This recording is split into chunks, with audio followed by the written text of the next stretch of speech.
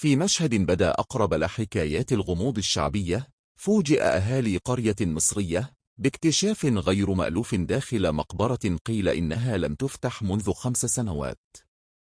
داخل شرانق متحجرة. اكتشاف نحل يعود إلى 3000 عام. وبدلا من المدخل المعتاد، وجد المشيعون باب المقبرة بقرية الكميشة بمحافظة المنوفية مسدودا بالكامل بخلية نحل ضخمة تخفي وراءها عالما كاملا من خلايا العسل التي ملأت المكان وأغرقت أرضه.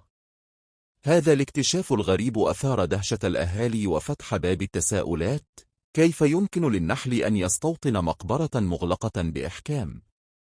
وهل نحن أمام ظاهرة استثنائية أم سلوك معتاد له تفسير علمي؟ قصة اكتشاف غير متوقعة. بدأت القصة عندما وصل المشعون إلى المقبرة ليجدوا خلف الأقفال الحديدية خلية نحل هائلة تغطي المدخل بالكامل. ومع التقدم إلى الداخل تبين وجود 12 خلية أخرى مصطفة داخل المقبرة وممتلئة بالعسل إلى درجة أنه غمر الأرض ورفات المدفونين.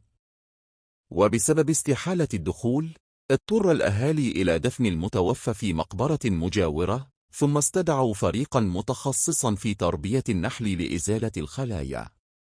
واستمرت عملية الاستخراج 3 أيام متواصلة، انتهت بجمع نحو 25 كيلوغراما من العسل الصافي، جرى توزيعه على أهالي القرية بعد التأكد من صلاحيته للاستهلاك.